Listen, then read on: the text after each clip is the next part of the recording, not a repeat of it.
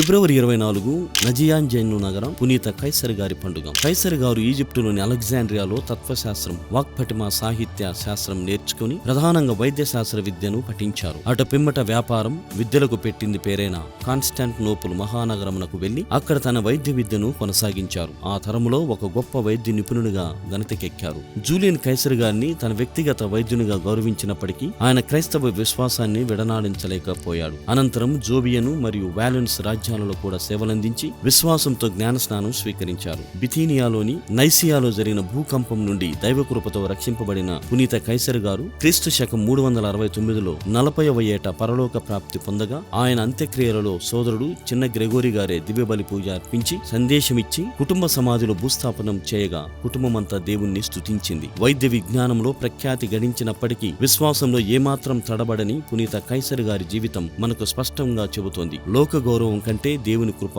గొప్పది.